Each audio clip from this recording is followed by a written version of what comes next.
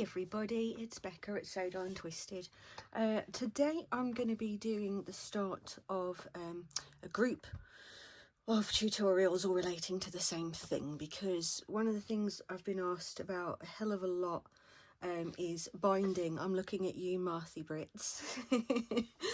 But no, lots of people have sort of said, oh, you know, I really need to see how to bind signatures into books and the different methods and things like that. So I'm going to do a little mini series where we're going to deal with right from the very start of building your own hardbacked journal, like this one with the hidden spine, which actually, funny story, that I kept seeing people going on about hidden spines, you know, and things like that, and I thought, oh, this is a technique I don't know, so I ran off to find out about hidden spines and realised that actually it's what I'd been doing from the start anyway.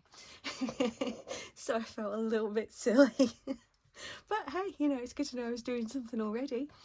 So we're going to need a few things. Now, ordinarily I use like a completely trashed hardback book. You know, I pick them up from charity shops and things like that where, you know, they're really not in a good condition and all that kind of thing. But I've run out of those at the moment, but I do have this one that I picked up at a church charity sale the other day for like 10 pence, but you know, maybe in me I was like, that's not enough, this book is fine. But I'm gonna take it apart, and all the pages will be used, you know, they're not gonna be discarded, so I'm not destroying the book and, you know, that kind of thing. So what I'm gonna do is go through what you need to do the first type of binding, which is, as I say, the hidden binding instead of the external bindings that you often see. Funny enough, that was what I did second. I started out just doing the hidden spine binding because I didn't really know how to do the eyelet binding and I didn't have the right tool. So yeah, here we are. Okay, so the first thing you're going to need is a book. Then you are going to need some paper or fabric to cover your book. I almost always use fabrics. I don't know why, but if you've seen any of the ones I've done before, obviously these are both in progress, you know, so they're not covered. The covers aren't finished yet. But yeah, I personally prefer to use fabric, but you know what, I think I might give this one a go and using card instead. So yeah, you're going to need plenty of either sort of, not, you don't want paper thin because it's got to, you know, withstand being used and everything, but you don't want it so thick that when you try to bend it, it starts to split and crack and stuff like that. So yeah, so you're going to need some card, you're going to need a trimmer, you are going to need a pencil and a ruler, which we'll get over there in a second. You are going to need a hole punch tool. I think this is a bit overkill, but it's the one that's got the right size in it, because this one has the, where are we? There we go, the middle, where if you can see that's a nice thin punch there, whereas the standard size is at least that big usually. So yeah, at the moment that's the one I have that will cut that size for me. So you're going to need one of those. You can, well, I say need one of those, you can, which is what I've done for the majority of my hidden spine books, I use an awl, or this is called a pokey tool by Crafter's Companion, which is the same as an awl, but it doesn't have the big handle, but this part of it is identical. So you're going to need that. You're going to need some waxed thread and a needle that isn't too chunky because you don't want to be like making massive holes and stuff like that, and the eye that your thread can actually fit through, that's important as well. If you're using paper, you may need your ink stamp and your dauber, and you may want to round out the corners. I don't know if I've done it on these ones, let me look. Yes, I have. So yeah, you can't really see it because there's so much stuff in these, but yeah, I've rounded out the corners. Let me get that in frame, Becca, that would help. So yeah, you might want to, you don't need to, that's entirely up to you. And the last thing you are going to need is a very sharp craft knife. or a scalpel. I'm used to using a scalpel because I was a body piercer. And yeah, you get people coming in all the time with piercings, jewellery that had been embedded. You have to dig it out. So anyway, that's effectively what you're going to need to get started. So let's get cracking, because I don't like to mess about, as you guys know. Now in this particular section of the tutorials, I am, as I say, going to use an existing book, because a lot of people will need to do this at the start. They're not going to be confident in building their own cover, but that will be done in one of the other tutorials in this particular set.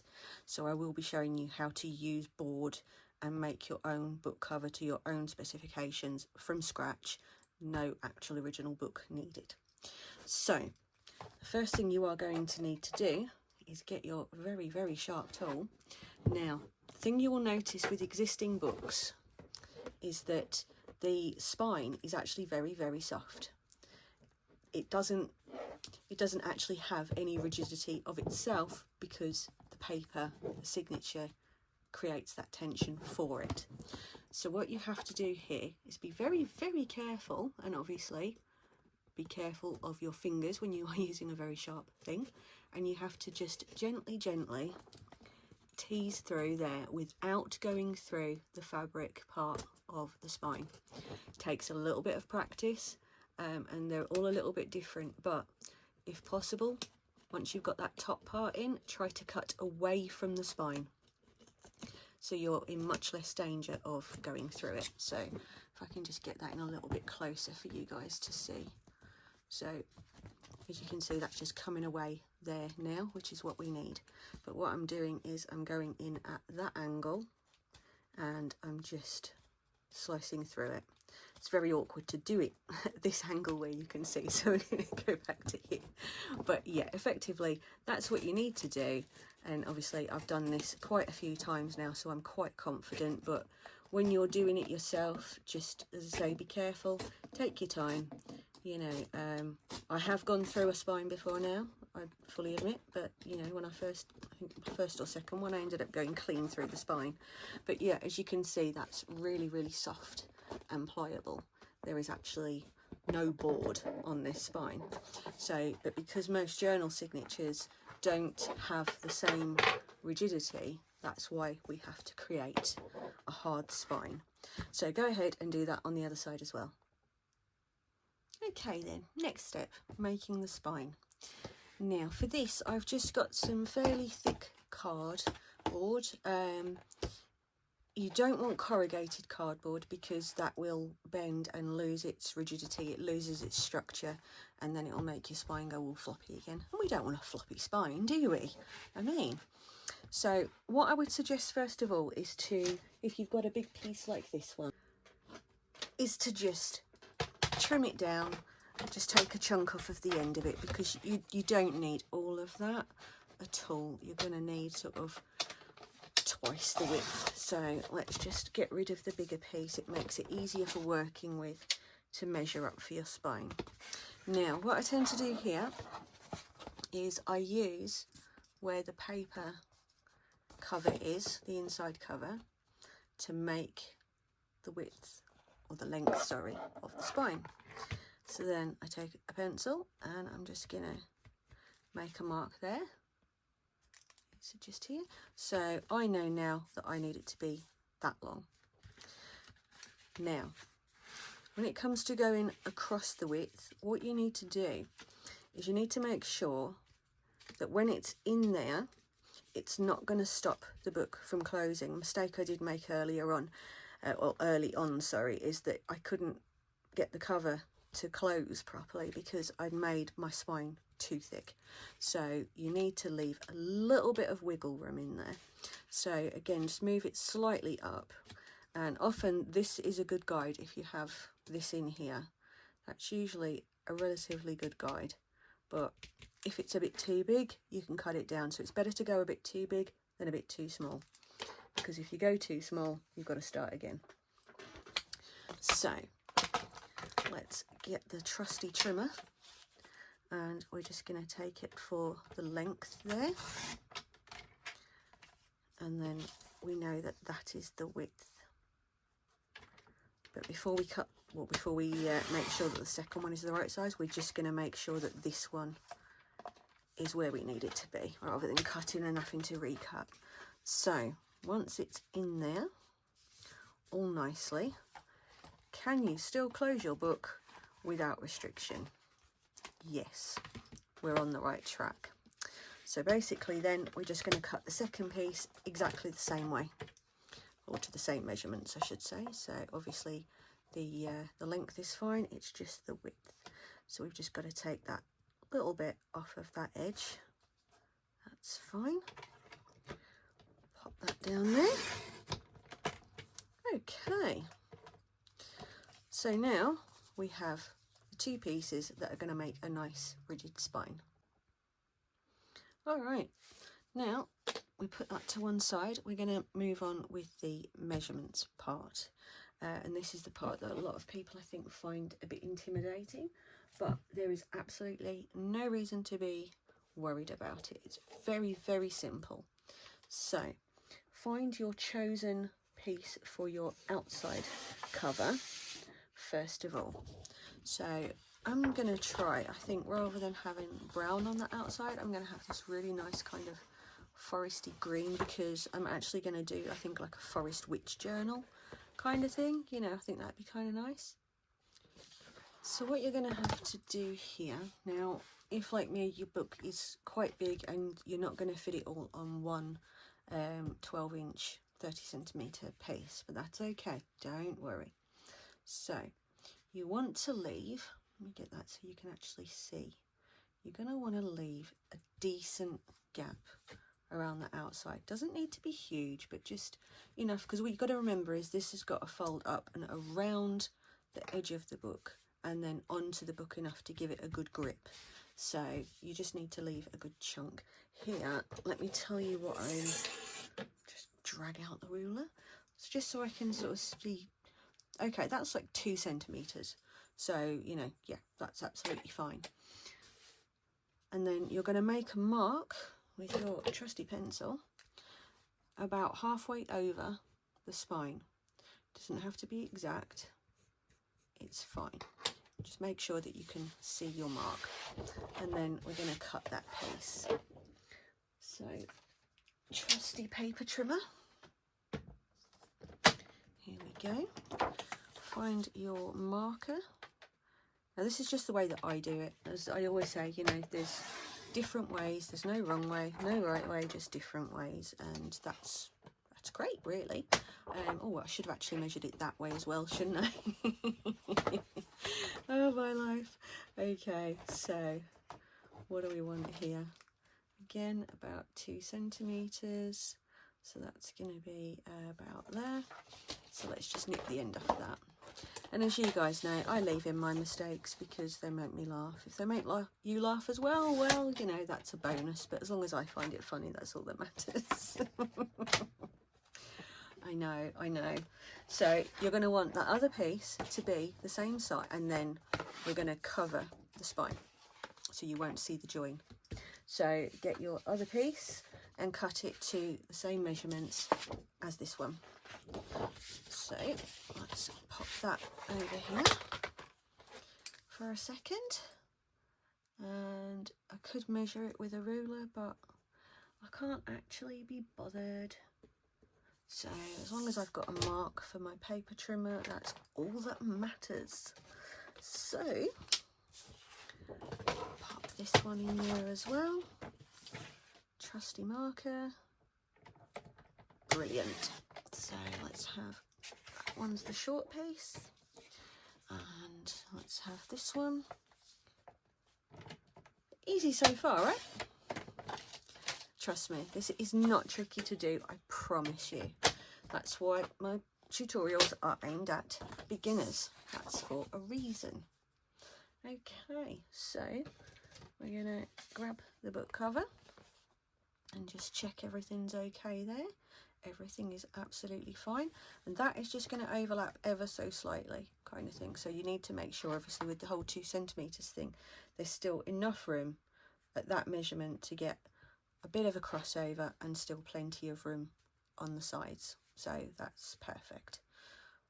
So now we're going to measure for the inside pieces, and effectively you're going to do exactly the same thing but with your other patterned paper.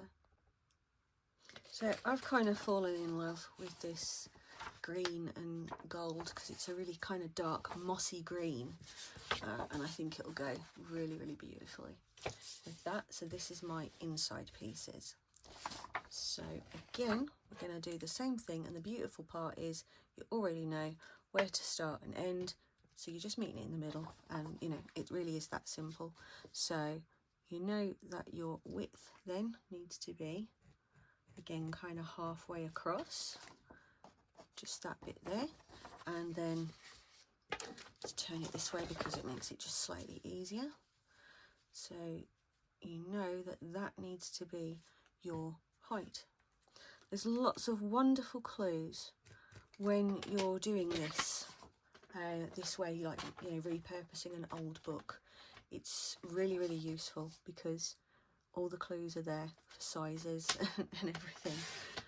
So it's yeah, it's dead easy. That's why I say, you know, all this kind of thing really is beginner friendly, because you don't have to faff about with measurements, you know, and that's one of the reasons why I say with things like this, you know, I can't possibly give you measurements because your book will be different to my book potentially.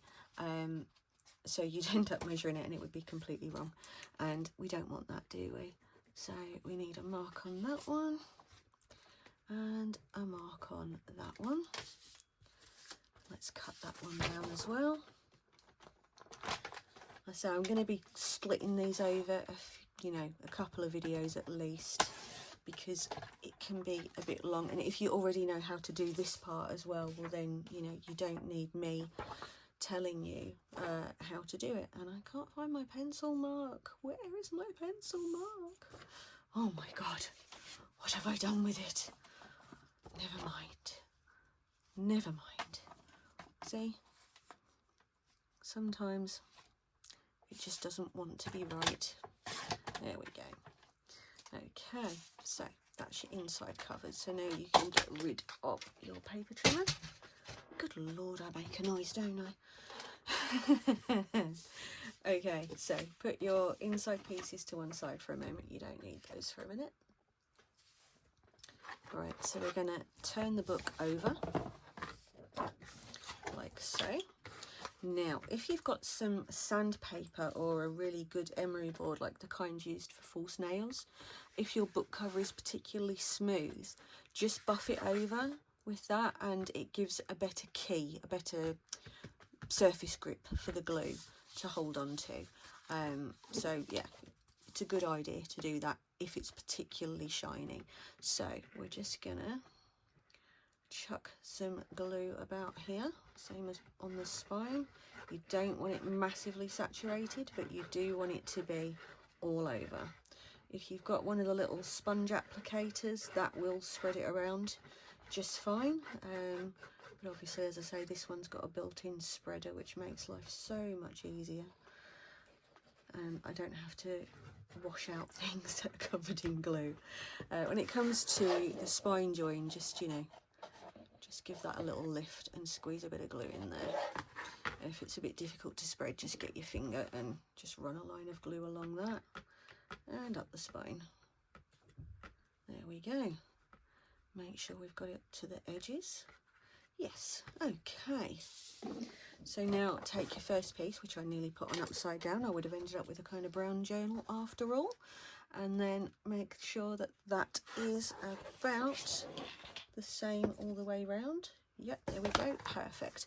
Okay, now make sure that you're creating that fold line where the spine meets the cover. Make sure you get that in there and press that down. Okay, there we go. We're getting there, you are getting there.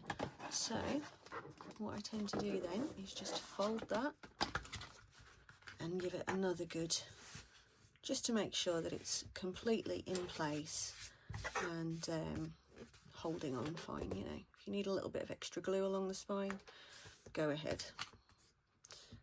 Okay, I'm just going to give that a minute to dry. So now that side's on and dry, we're going to repeat this with this one. With this one even. See, I don't have my brain today. I haven't actually been able to make any tutorials for like over a week because I ended up with a really horrible virus that I just felt sick all the time. And the last video I actually did, I think I was mentioning then how I felt really sick, and it just got worse. And I'm only just starting to feel a little bit better. So I thought, right, make the most of it, make a tutorial. So here we are. Okay, and then just get a little bit of glue just on that bit there. Okay, we're all nice and covered. Yes, all to the edges. Yes. All right then, let's go ahead and let's say you only need a tiny bit of overlay, but just make sure that it's straight so that both ends are meeting where they should. There we go. And go ahead now and do the same thing on this side. Oh, got a bit of glue on the paper there. Thankfully this glue just kind of rubs off when that happens. Okay, and again make sure you're getting that spine crease in there and that everything's all nicely on. How you doing, guys? You okay there? Is everything making sense? You're happy with where it's going? Gotta love a good craft along, haven't you? Okay. Right, so that is now that part done. Told you it was easy, didn't I? Have I mentioned that? Have I mentioned that it was easy? Okay, so now you are going to get your scissors and you are going to cut your corners, but what you're not going to do is get too close to the corner, because if you do that, when you fold it up you will have an exposed corner. Doesn't matter if you're going to use the metal corners like I normally do these things. Doesn't matter so much then, but if you're planning to keep it as just card, just keep it so that it's just a little bit. It's just like probably 2 millimeters, and that should be plenty. So go ahead and do that on all 4 of your corners. Then you're just going to make a couple of cuts just on the inside, not where the crease actually is for the spine, but just shy of it. So it's just like, sorry, I'll get that on camera better, shall I? So you're not going all the way down, just a chunk of the way, almost all the way, but just not quite. Same as the corners really, you're just leaving a little bit, and this just makes it easier to cover. So now, trusty glue once again, and you're just going to get some glue around the outside edges. This glue actually drives? It doesn't drive, I can promise you that. Dries quite quickly, so I tend to just do this in slightly smaller sections. So once you've got your glue on, you're going to fold your card like that and get it pressed down. And you're going to turn it around, do the same with that edge. You can pre-crease the edges if you like. Sometimes it can get in the way of the gluing part if they're already folded up, but it depends on what you're using. And then you're going to do exactly the same with this part, and then that should overlap nicely. Yeah, there we go. Okay, so you see now you haven't got like massive gaps open on your corners, so that's good. So just make sure that that is all the way down, and then repeat that for this side. All right, so you should be now looking at something that looks like that. Fabulous. Now, if like me, you didn't actually notch these pieces when you took them out, sometimes you don't have to, but if it's overhanging the spine a bit, just give it a little trim at a slight angle, just to reduce that on the spine. And the same that side. Sometimes I think it's easier to do it when the cover's actually on anyway, because you can see more what you're working with. Then you're going to grab your glue again, and you're going to glue down those little tabs. So I glue the first one down, and then just squidge a bit of glue over that other one, and then push those in. Try to keep your folds as tight as you can when you're doing this bit. So again, we're going to fold that one over, take a bit of the glue, and fold that one over. Okay, it's looking okay, isn't it, guys? Are you pleased with yourself yet? You should be, because there you go, that part's done. Just get that glue to sit a little bit flatter there.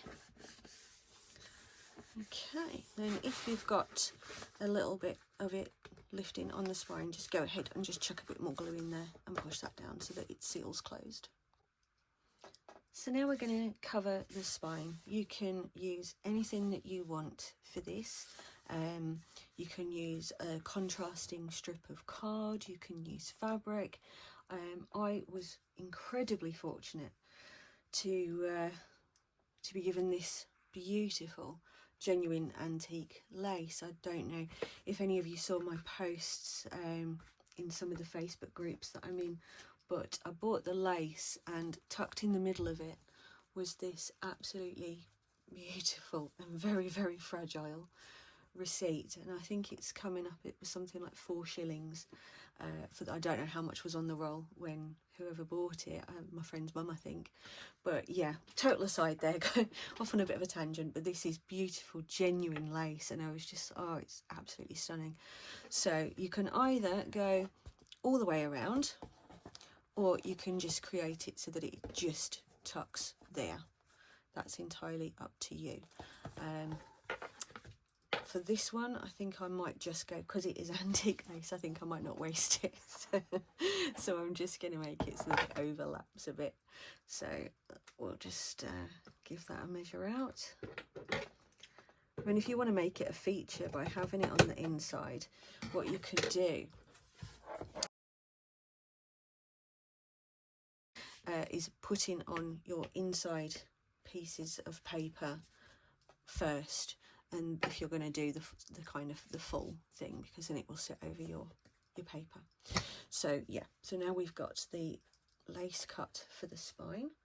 We're getting there. Okay, so now we're going to glue on the lace. As I say, if you want it to be all the way across, glue in your paper first, your side pieces of paper. But if, like me, you've decided to only have your lace on the outside with just a little lip to secure it, then do it this way. Hello, Captain Obvious. Okay, so just get that so that it's where you want it to be. Glue that down. Flip it over. Glue down the spine. I know it really does sound like, yeah, teaching people to suck eggs. God, do you guys even have that saying where you're from? Like, obviously not people in the UK, I know that we use it, but I have plenty of people here from the States and the like. So tell me, do you use that phrase? And if you don't know what it means, because you don't use it and you've never heard it, it's basically teaching somebody who knows exactly what they're doing and you're trying to tell them how to do it. So, you know, I don't know why suck eggs. I've never ever understood that part, but you know, never mind. Okay, so now you should have this. Go ahead, if you'll overlap slightly, then obviously glue that down as well. I'm going to do that with my small nozzle bottle in a while though, it doesn't matter for now. Okay then, see how well it's going? I'm just going to put a little touch more glue under there. Obviously it doesn't usually take as long as it's taking, but it's because I'm obviously doing it a bit slower and explaining what I'm doing. So, you know, don't feel like, oh my god, this is going to take me forever. No, it's just taking me forever because I have to tell you things. Right, so now Again, we've marked that up so that it comes halfway across, and you just, oh, excuse me, you just want it to be, you know, you've looked in books before, you know that there's a little bit of a gap. Now at this stage, depending again on what paper you're using, what colour you're using, you know, if you need to go ahead and weather your edges or clip out your corners before you glue them down, do that part now. So I'm going to get my trusty little corner punch. Now remember, you only need to do these two corners. You don't need to do these two corners. So we're just going to clip those out. And then I am going to just ever so slightly, just to get rid of like the white edge, you know, I'm just going to just kill that off a little bit with the with some brown.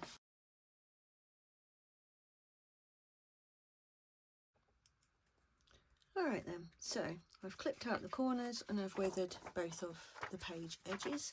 So now we can go ahead and just glue these in, which is obviously really nice and simple as well. So we're just going to break out the glue again. Oh, it's a right mess on there, crikey. Right, now obviously make sure you don't go all the way to the edge with your glue, because your paper's not going all the way to the edge.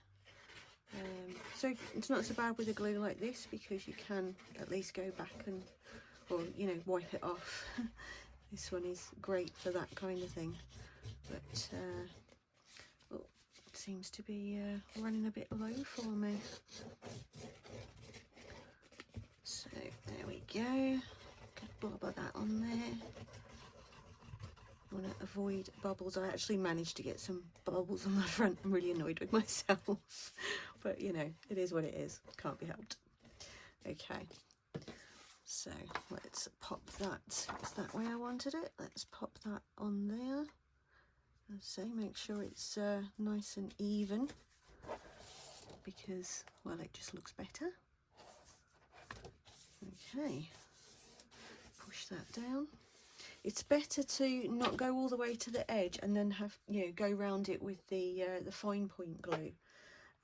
Is a much better idea than having massive amounts of glue all around the edge. So if I do need to, I just pop along it with that little nozzle and just make sure it's all the way down. That seems okay there. That's not the glue I'm looking for. So now for the second piece. So we're going to make sure there's a good blob on there. Oh, pop that one down. Actually, that's the point, yeah, I should mention this. When you pop that one down, put your crease in. If you've got a bone folder, you can use that to just push it in. And then you just want to make sure that it can fold without moving. So it's, you know, you've got your crease and it can open and close without it splitting your paper or, you know, moving it around. Yeah, okay, so now we've got that right. Let's carry on with this bit, shall we?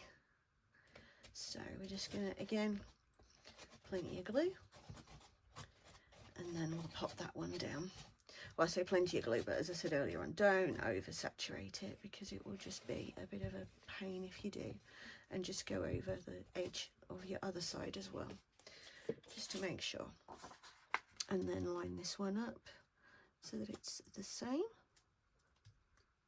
There we go, a little bit further that way, I think. Yeah, there we are. And, oh, that one doesn't quite meet. Oh, well, it's going to be hidden anyway, so it doesn't matter. Okay, that's fine. Right, so push them down, make sure that they're nicely staying. And then we'll move on to covering and installing the spine. All right then, so now you should have your front, back and your spine cover in place. So the only thing left to do now is to cover or decorate your spine, and then we'll move on to the next section, which will be making the holes in your spine to sew your signatures to. So that will be in the next video. I just want to get the cover completed for you today. So let's go ahead and decide how we're going to cover this. You can either do it with contrasting So the same as the outside on the spine, which would look really nice. You can paint it, you can use ink, stencils, you can do whatever you want with that. But for the purposes of today, I am going to do it with the matching outside card. So all I'm going to do here is make it so that there's enough of a lip to just fold it around slightly, because you don't want to make it too bulky. So once that's in place, grab yourself a pencil and again just go, you know, sort of, I don't know, maybe 1/2 centimetre each side, and then grab the cutty tool. And where is my mark? There it is. It can be so hard to find it on textured card. What I should have actually done is done it on the reverse side where it's not textured. That would be too easy though, am I right?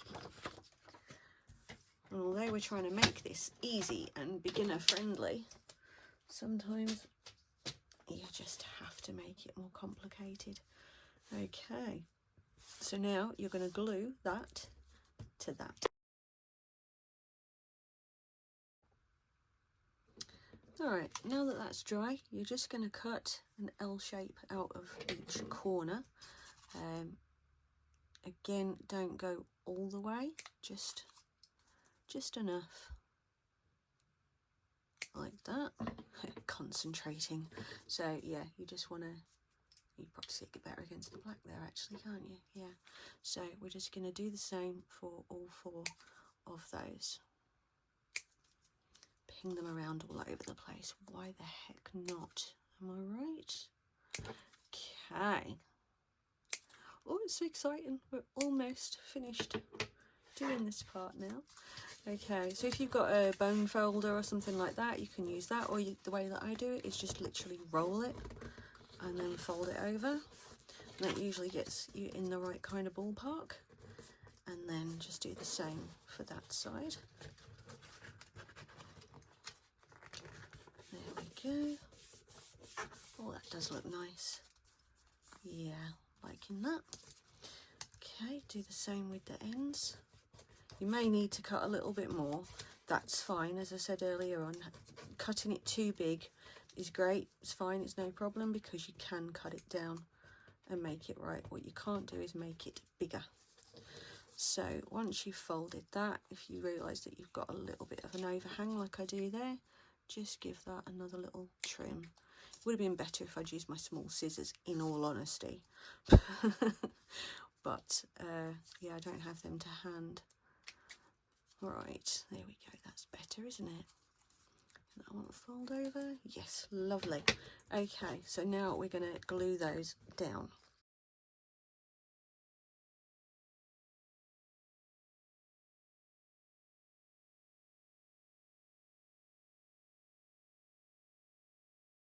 Okay, so now, as you can see, that is going to look absolutely beautiful in there.